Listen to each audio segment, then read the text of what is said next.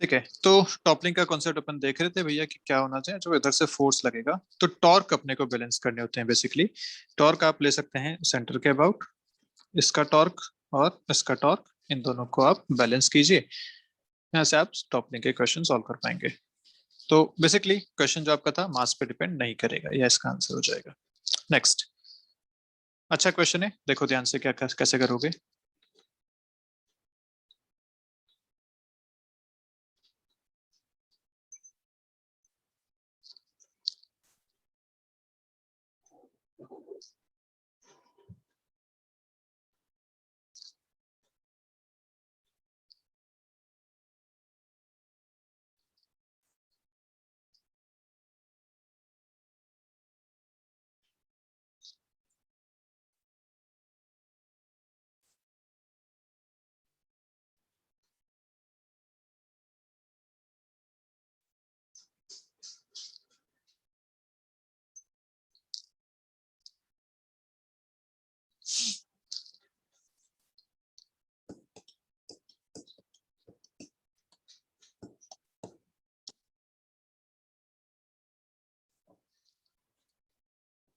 क्या करना चाहिए बताइए।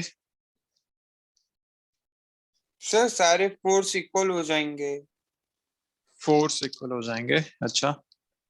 क्योंकि कांस्टेंट स्पीड है ना। ओके, और क्या कर सकते हैं इसमें।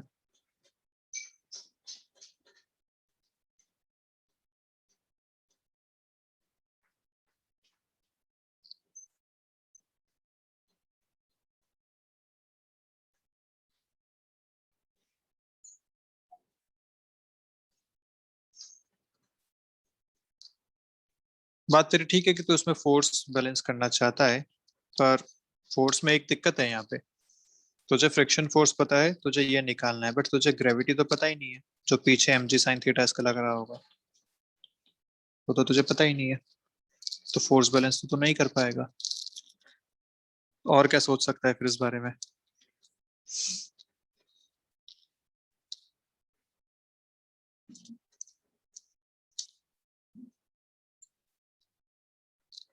बेसिकली मुझे ऐसा कुछ चाहिए जिसमें इस एम जी साइन थीटा का कोई रोल ही ना आए, इसको अपन स्किप कर सकें, ऐसा कोई मेथड चाहिए। Sir torque about centre of mass zero, मतलब उधर बस, वो भी। बिल्कुल ठीक बात है। क्योंकि भैया अगर ये कांस्टेंट स्पीड से चल रहा है तो इसका मतलब कांस्टेंट एंगुलर स्पीड भी तो होगी इसकी। अगर कांस्टेंट स्पीड है तो कांस्टेंट एंगुलर स्पीड भी है। इसका मतलब जो नेट एंगुलर एक्सेलरेशन है वो जीरो है, और इसका सीधा सीधा मतलब है नेट टॉर्क जीरो है। तो टॉर्क जीरो कर दो, सेंटर ऑफ मास के अबाउट करो, ताकि एमजी का कोई रोल ही ना आए इसमें। बस अब दो ही आपके पास बचते हैं। दो का टॉर्क है, एक है F1 का ये वाला टॉर्क, एक है F2 का ये वाला टॉर्क। दोनों अपोज कर रहे हैं, दोनों को बराबर करना पड़ेगा। F2 into R2 is equal to F1 into R1। Distances यही हैं, देख लो एक बार ध्यान से। क्योंकि ये F1 लग रहा है इस रेडियस पे विच इज R1, और ये F2 लग रहा है इस रेडियस पे विच इज R2। बस अपना आंसर आ गया यहाँ से। F2 आपको दे रखा है ऑलरेडी 4 न्यूटन्स, R2 आपको दे रखा है 30 सेंटीमीटर्स, F1 निकालना है, R1 दे रखा है 5 सेंटीमीटर्स। सेंटीमीटर को मीटर में कन्वर्ट नहीं कर रहा मैं, क्योंकि दोनों तरफ से यूनिट कैंसिल हो जाएंगी, तो कोई दिक्कत वाली बात नहीं है। F1 सीधा सीधा मिल जाएगा यहाँ से, 6 इंटू 4 24 न्यूटन्स, खत्म। This is your answer. Sir hmm. लेकिन इसमें वो जो व्हील है वो तो रोटेट करेगा ना। तो रोटेट करने पे क्या दिक्कत है। तो रोटेट कब करता है, जब टॉर्क होता है। अरे, रोटेट कब करता है, जब उसके पास एंगुलर वेलोसिटी होती है, एंगुलर स्पीड होती है। वो अगर कांस्टेंट है तो बिना टॉर्क के भी वो अच्छा करता हाँ। रहेगा। हाँ हाँ ये सर। चलो, नेक्स्ट। ये वाला रुको, हाँ ये करते हैं। ये वाला बताओ पहले।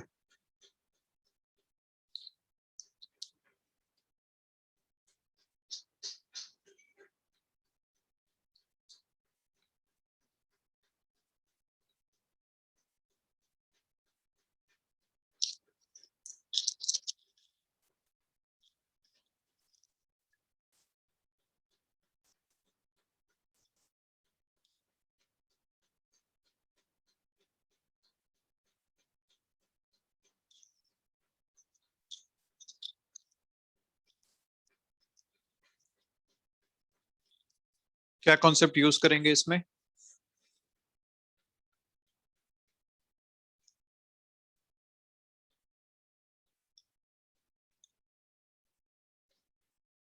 सोच के बताओ क्या कॉन्सेप्ट यूज करें। Energy conservation. Energy conservation. कौन सी एनर्जी किस में कन्वर्ट हो रही है?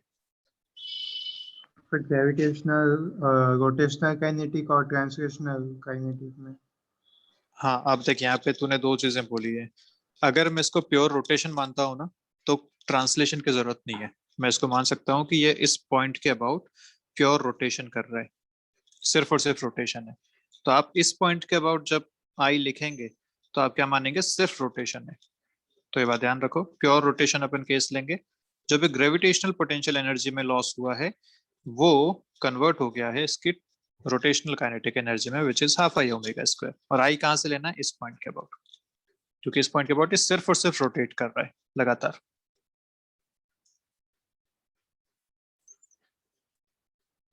तो चलो करते हैं। मान लीजिए पहले ये इसका सेंटर ऑफ मास था, अब सेंटर ऑफ मास यहाँ आ गया। तो अपने को बेसिकली ये ड्रॉप चाहिए कि कितना होगा। जानते हैं कि ये डिस्टेंस L/2 होगी,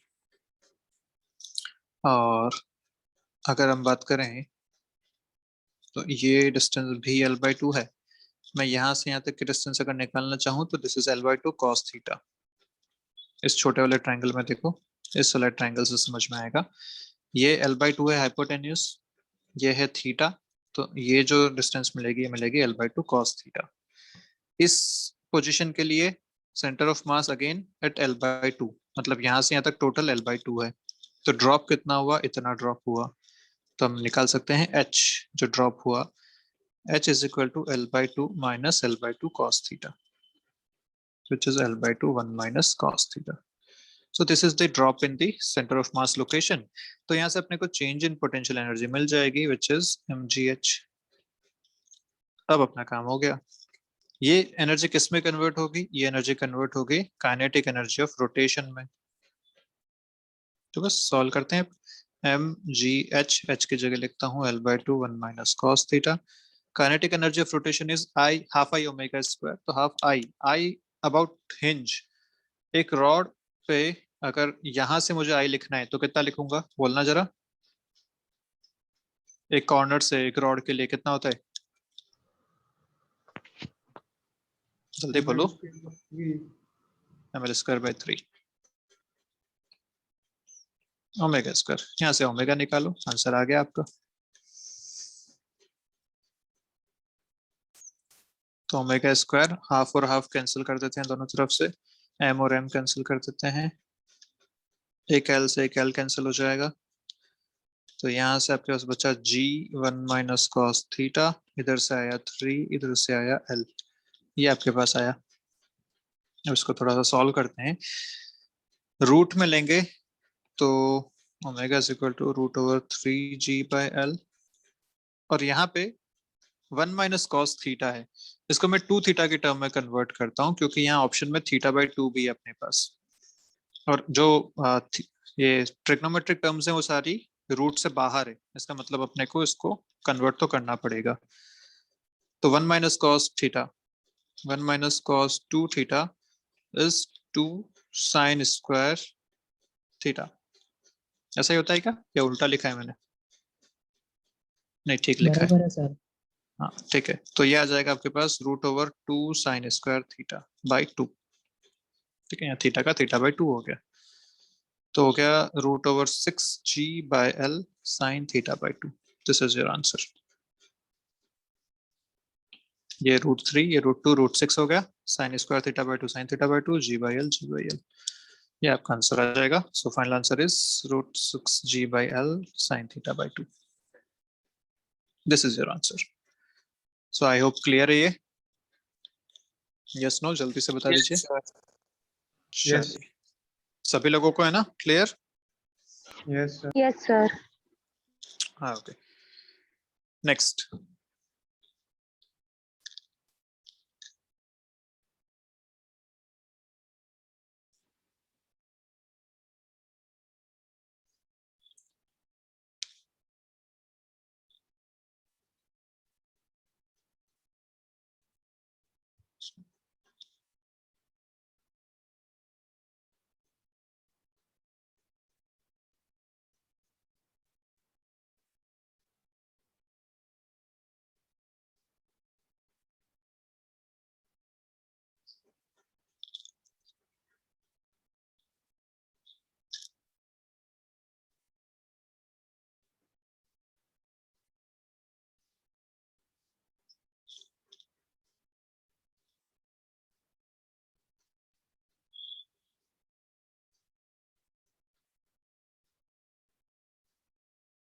क्वेश्चन आसान है, बेसिक कॉन्सेप्ट्स पे ही है बिल्कुल।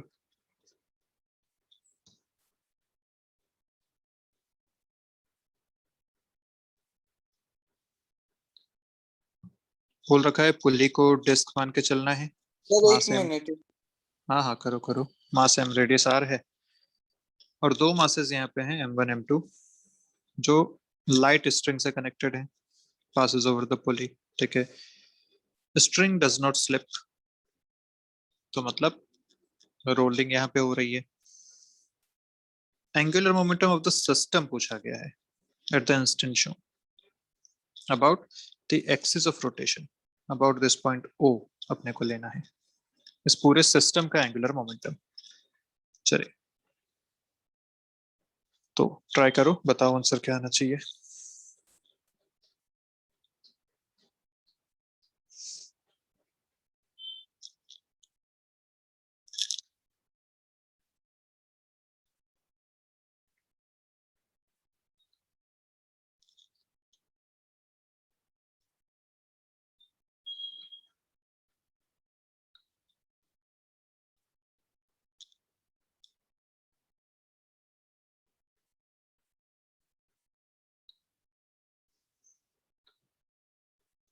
श्री लक्ष्मी, क्वेश्चन बन रहा है?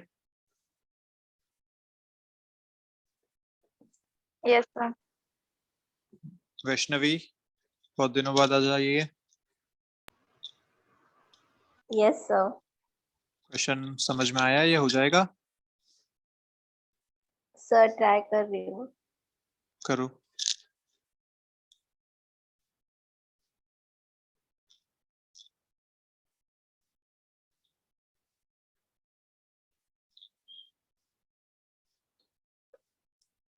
श्रेय, क्या आंसर आ रहा है? सर ट्राई करना। करो करो।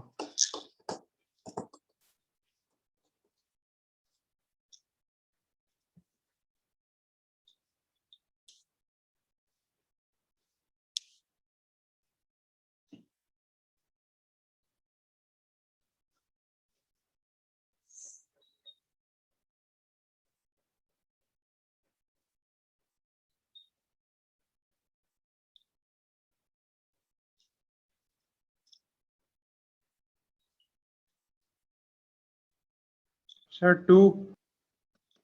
2, ठीक है, 2 इज द करेक्ट आंसर। देखिए अब अपने को पूछा है पूरे सिस्टम का एंगुलर मोमेंटम। सिस्टम का एंगुलर मोमेंटम मतलब क्या क्या होगा? ये मास नीचे जा रहा है v वेलोसिटी से, इसका एंगुलर मोमेंटम देखना पड़ेगा। क्योंकि वो v से जा रहा है नीचे, तो ये v से जाएगा ऊपर, इसका मोमेंटम देखना पड़ेगा, एंगुलर मोमेंटम।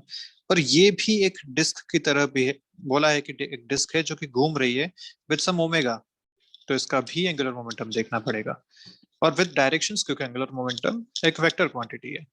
तो पहली बात, अगर मैं O के अबाउट इसका एंगुलर मोमेंटम देखूं जो नीचे जा रहा है v, तो इसका मास है m2 into radius r, m2 into v into r, ये इसका एंगुलर मोमेंटम होगा और क्लॉकवाइज होगा ये।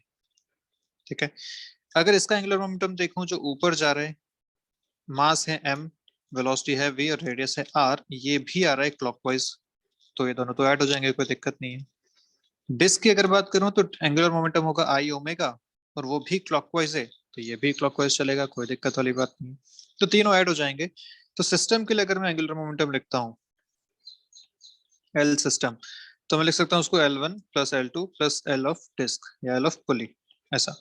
ये हो गया आपके पास M1 VR, ये हो गया M2 VR, और ये हो गया आई ओमेगा। क्योंकि डिस्क है तो मैं उसको कंसिडर कर सकता हूँ, इसको मैं M1 प्लस M2 कर लेता हूँ, VR कॉमन ले लेता हूँ, प्लस आई। डिस्क के लिए आई होता है mr² by 2, ये हो गया। और ओमेगा, क्योंकि यहाँ पे बोला हुआ है string does not slip, pure rolling, pure rolling के केस में हम जानते हैं v is equal to r omega, तो मैं यहाँ पे ओमेगा की जगह डाल सकता हूँ v/r।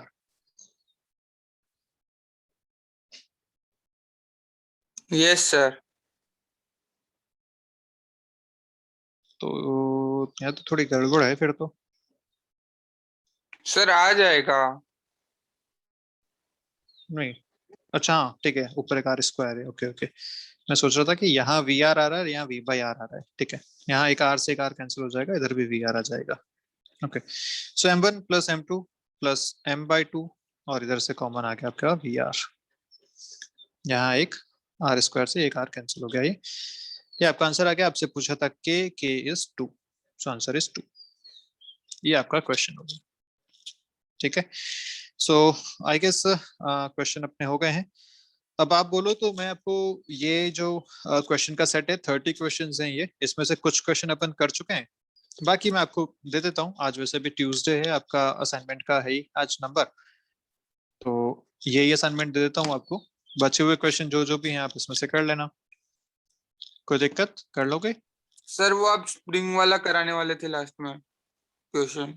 नहीं, वो तुम ट्राई करो, अगर दिक्कत है तो पूछ लेना, इसी में से है वो, उस डीपीपी में आ जाएगा, ये उसमें आ जाएगा, तुम ट्राई करना, पूछ लेना फिर अगर दिक्कत हो तो, ठीक है। Okay sir. हाँ चलिए, तो भेजता हूँ मैं आप लोगों को ये आज डीपीपी, और देख लीजिएगा इसको। ओके, तो ओके चलिए फिर मिलते हैं।